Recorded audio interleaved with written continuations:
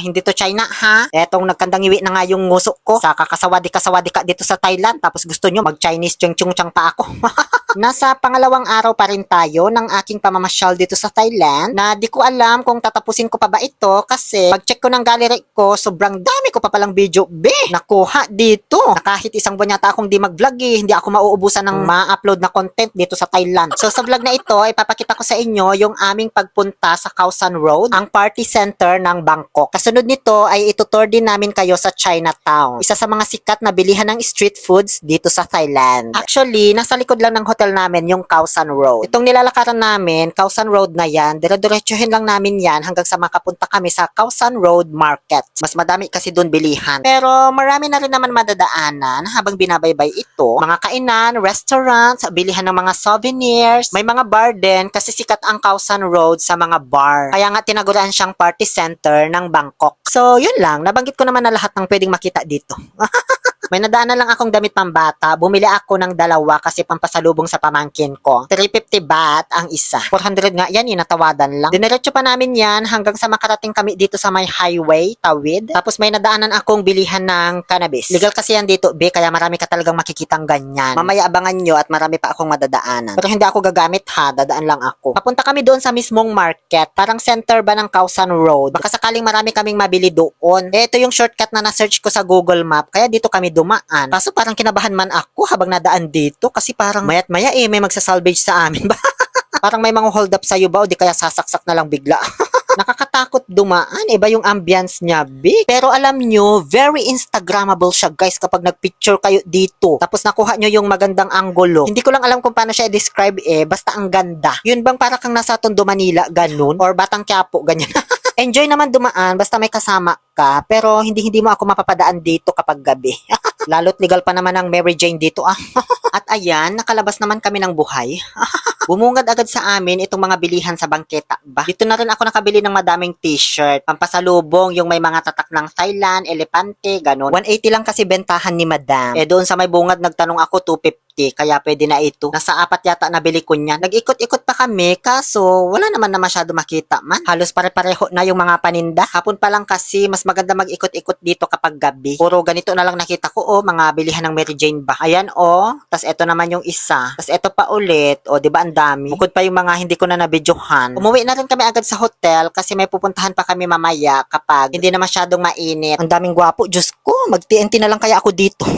Pagdating ng hapon, dumiretso na kami agad dito sa pier na malapit sa aming hotel para sumakay ulit ng barko papunta sa Chinatown. Bababa kami sa may Ratchawang Pier kasi doon siya matatagpuan. Walking distance na lang mula doon. 40 baht yung pamasahe kapag single journey lang. Ito, inaantay na namin makababa lahat ng mga pasahero bago kami sumakay. Rush hour na kasi kapag ganitong oras kaya ang daming tao. Sa loob na kami sumakay dito sa may ibaba kasi kakatapos lang nito ng ulan, medyo maambon-ambon pa. Pasado alas 6 na ng gabi nung bumiyahe kami papuntang Chinatown. Kaya papadilim na yung paligid. Dito ko na na-appreciate yung kagandahan ng Bangkok tuwing gabi kasi ang ganda rin pala ng mga pailaw nila. Ayun yung Wat Aron na pinuntahan namin nung day 1. Umiilaw din pala siya. Tapos may sobrang haba kaming nakasalubong na barko. Ewan ko ba ba't ang haba-haba nito? Daig pa yata MRT.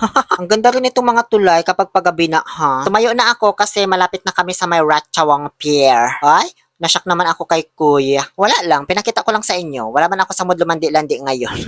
Nakababa na kami sa barko mula dito sa Ratchawang Pier. Lalakarin na lang namin hanggang doon sa Chinatown. Syempre, ginoogle map ko na lang para sure. Kaso, itong si Google Map na dipungal, kapag by walking yung pinili mo na option, Diyos ko, sa mga iskinita kanya padadaanin. Kaya tignan nyo tong dinadaanan na naman namin. Halos walang katao-tao, mga sarado na yung mga bahay nila, pati na yung mga tindahan. Dito kasi sa Thailand, maaga sila nagsasara ng mga tindahan nila. Alas 6 pa lang yata sarado na sila. Kinakabahan na naman tuloy ako, baka pagkamalan kaming magnanakaw dito.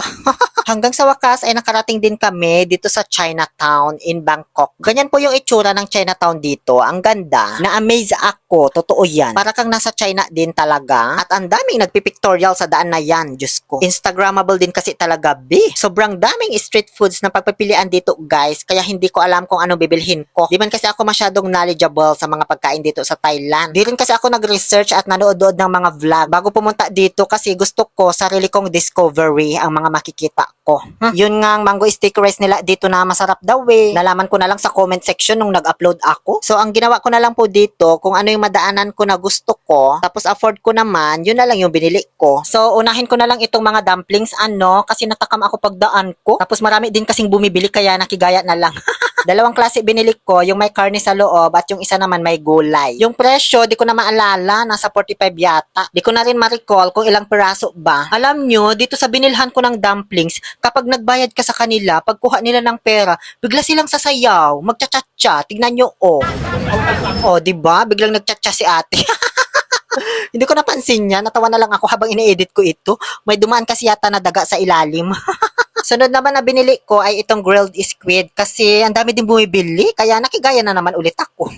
Nasa 100 baht yung isang tusok, 3 peraso na siya na maliliit na pusit. Medyo natagalan ako dito kasi ang tagal nila ihawin. Niluluto kasi nilang maigi yung mga iniihaw nila dito. Pag abot sa akin ng pinamili ko, tinanong ko kung nagcha-cha-cha din sila kasi hindi naman daw. May nadaanan akong para siyang grocery kaya nagtanong ako kung mayroon silang tom yum sauce or tom yum paste or tom yum powder. Basta kahit anong seasoning ng tom yum kasi yun po yung matagal ko nang hinahanap dito. Wala kasi akong mabili sa Pilipinas kundi sa online lang. Balak ko kasi magluto ng tom yum seafood sa Pilipinas. Mayroon naman daw 50 baht ang isang pakete. Bumili ako ng 2. Tapos bumili na rin ako ng inhaler kasi maganda raw ang inhaler nila dito. Isang banig, 6 na peraso. Di ko na nga lang maalala yung presyo. Yun lang, kapongkat. May nadaanan din akong kulay violet na piniprito. Parang natakam ako kasi may mga buko siya. Para siyang bukarilyo na bagong luto. Kaya bumili ako. Soft coconut pancake pala ang tawag nila dito. Di ko na maalala yung presyo kung magkano, kaya pasensya na. Siya nga pala, di ko nasabi, kung napapansin nyo, tinitake out ko lahat ng mga binibili ko kasi sa hotel ko na po ito food taste. Nahihiya kasi ako magtikim-tikim dito habang nagva-vlog. May social anxiety nga kasi ako, 'di ba? Tapos may pagka-introvert din. Lalo pa dito masyadong crowded, ang daming tao talaga, siksikan. May mga nakita din akong kainan ng mga seafoods. Ipapaluto mo yan sa kanila kaso sobrang mahal. O yung hipon pa lang na malalaki, 6 na peraso, 300 na. Tapos itong lobster nila nasa 1.5 up to 1.8. Sus Mariosep, maubusan ako nito. Baka di na ako makauwi. TNT talaga bagsak ko nito.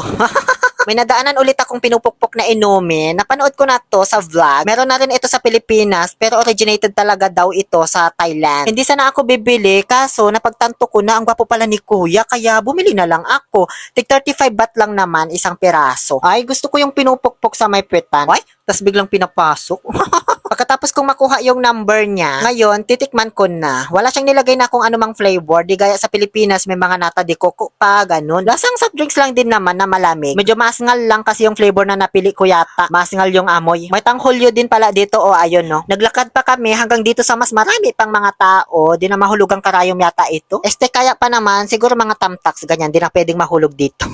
May nakita ulit akong tindahan ng seafoods tapos may nakasabit na malaking isda. Kaso nung hinawakan ko, unan lang pala. Dito na rin ako nakakita for the first time ng mga inihaw na alakdan, gamayan at iba't ibang uri ng mga kulisap. May sibawang din yata tapos mga iba't ibang uri ng uod. Dinudumog siya para lang picturean at videohan kaya naiinis na si ate. Wala naman daw kasi bumibili. Di ko tinikman kasi takot ako. Hindi ganun kalakas yung loob ko Sorry. Pauwi na kami nito hanggang sa may nakasalubong akong nagtitinda ng barbecue tapos may paninda rin siyang kanin. Kaya bumili na lang ako sa kanila. Bumili ako ng mga inihaw na atay tapos piniritong tilapia na inihaw din.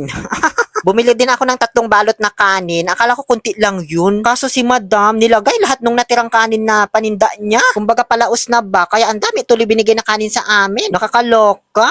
Pero maraming salamat po. Natagalan ulit kami dito kasi ang tagal talaga nila mag-ihaw guys. Niluluto nilang maigi. Para siguro hindi ka magkaroon ng lactobacillus cirrhosis. Ganun. Naglakad na ulit kami pabalik sa pier. Kaso nung pagdating namin, sarado na pala. Alas 8 na kasi nito ng gabi. Yung last ride 7:30 PM yata. Kaya nag-book na lang ako online sa Bolt. May Bolt din kasi dito. Akala ko sa Saudi lang yun. Mas mura kasi ang Bolt kesa sa Grab. Umabot 120 baht ang binayaran ko sa taxi. Pagdating namin dito sa may stoplight, dito ko na nakita yung napakarami na kahilera na mga tuktok. Tuktok pala ang tawag sa sasakyan na yan. Maraming salamat nga pala sa mga nag-comment at na-educate po ako. Puro mga foreigner yung mga sakay nila, mga turista din. Yan sana sasakyan namin kanina pa uwi. Kaso 200 yung single, ayaw magpatawad. Mas mura pa dito sa sinakyan namin na Bolt. Ngayon, andito na ako sa bahay, kaya sisimulan ko na pong i-food taste ang mga nabili kong pagkain doon sa Chinatown. Wag nyo na lang pansinin yung outfit ko kasi sinubukan ko lang isuot yung nilagay nilang design dyan sa kama namin pagdating namin noon galing airport. Sayang din kasi pag di magamit, diba?